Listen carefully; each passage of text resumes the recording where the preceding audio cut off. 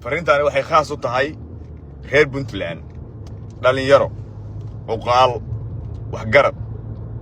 siyaasiyiin haween ururada bulshada dhammaan qof kasta oo ka qaado qaybtaada ka qaado qof kasta oo shaqadu meesha kugu haboon ay ka qaban ka qabo fariintaas gaarsiin reer Puntland maanta duulimaad cad baa lagu soo qaado dawladdii federaalka ahayd ee ummadda Soomaaliyeed u dhaxaysay wax qabadkeedii haddii alla ku idmahayo shaqadii loo igmaday Soomaali midaynteed waxaas shaqadii oo dhan loo disado waa laabta hadday dal tahay hadday dibad tahay shaqadeedii fakas waxay ku saadhay qof xun oo lacag la soo siiyo oo la yiraahdo Puntland weerar bay ku socdo shacabka reer Puntland shaqaayinta Allah ka diyaar garooba difaac gala nafsiyan ah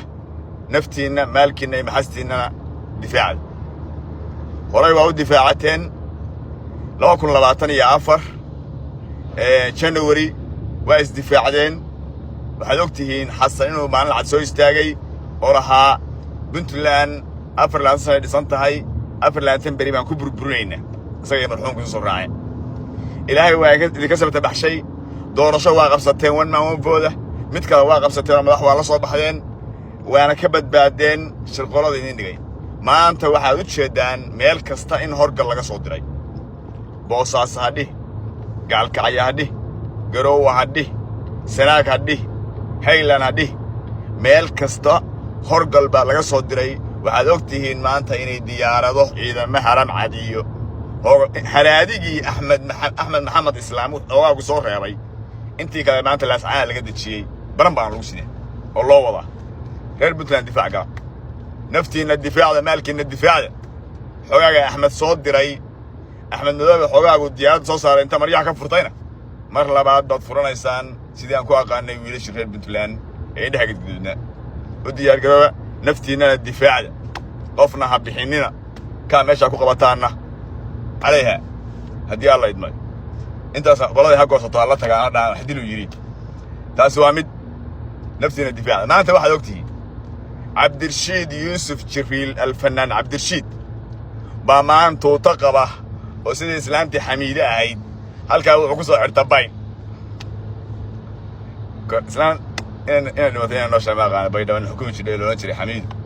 korneylad beed korneylad waa salaam ay noo shaay korneyl xamiid halkaas caloosh ka horeysaayo abwaan ama الفنان عبد الرشيد ومشاري dawladda Puntland xildhibaankaya ayaduna qorigu sitaa eedaas asagu ma laha eeda waxa iska leh baarlamaanka lambar 1 eeda iska leh oo raalli ka ah duulimaadka iyo in golaha baarlamaanka maanta looga duulo Puntland ninka la yiraahdo ninka uu kursiga ku haysto oo Cabdirasaaq ah fariin baan leeyahay gudoomiye Cabdirasaaq nin baa ilaahay ka dhiga abwaan kursi waxa uu raadinayo kursiga dani ku fadhiya ma kursiga lagu toor ku fadhiyana ma kursiga uu raadinayo Cabdirashiid Yuusuf Jiriil fanaanku waa kursiga aad ku fadhiyay leo ninka ama xaasha wajoode waa la soo min daayay abu inta u tagto lagu xaqabatid waa ka la dheerisay wiilka Cabdullaahi runta fiicane inta u tagto lagu u tuujisid kursigaaga hoodhe igaan raala hawdhe waa khaldamayna dubaysay aysan ahayn حسانة كقال لا حسابات على شرع دجنتي ودك هاي تاسان كلها مدحوينها بنتلان سكن هلا جارسية مدحوينها هالبعضينا كلها حكومة دارة هي الدولة دارو مدحوينها وحن بالشدة هي الديجان كداد عن الله حين كريم باك عجبوها كل سنة كوهاي كنت على سوشيال موقت مدحوينها كان ديجان كيس هي قبيل كيس هي دد كيس كاحك سن كريم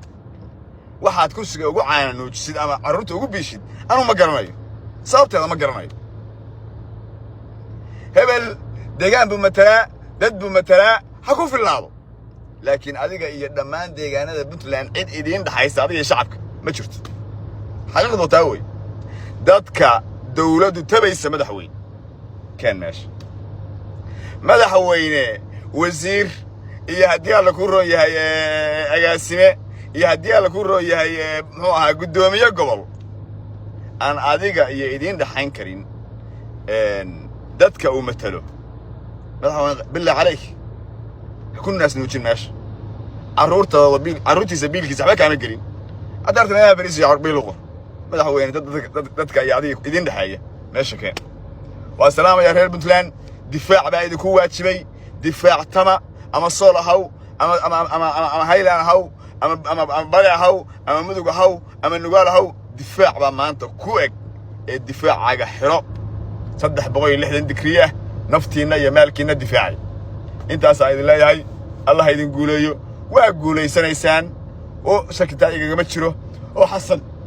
iyo wax la mid ah Puntland looga rajo qabo laakiin naftiina difaacda maalkiina difaacda masabkiina difaacda kuwa horgalada ah ee la soo kreestay ee biiriqaatayaasha ah ee maanta abwaanku u dambeeyay fanaanku u dambeeyo yaalka shalay ku hayay Puntland shalay ku hayay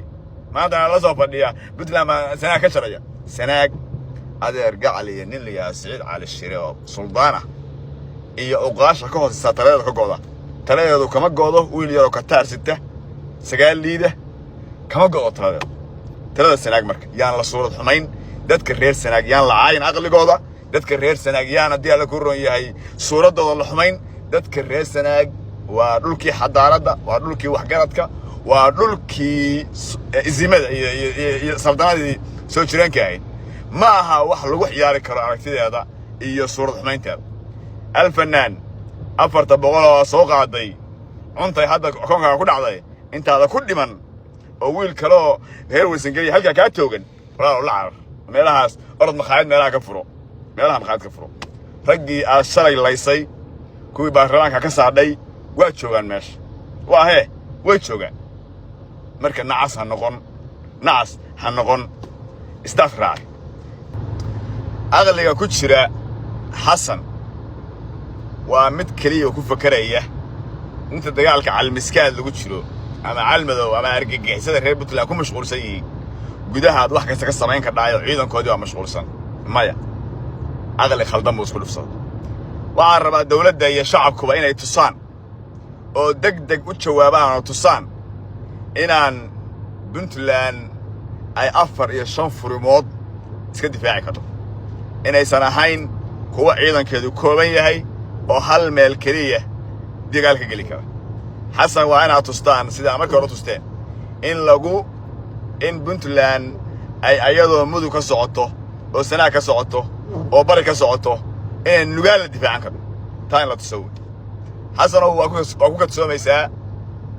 ballan waxaan kaaga qaadaynaa in mar kale iyo raas Kamboni aad la kulantid mid kasta oo lacag soo siisid mid kasta oo soo didid waan qaban doonaa madaxiisa baa kugu soo ridi doonaa aad baan idin salaamayaa والسلام عليكم ورحمة الله تعالى وبركاته استفاع وعن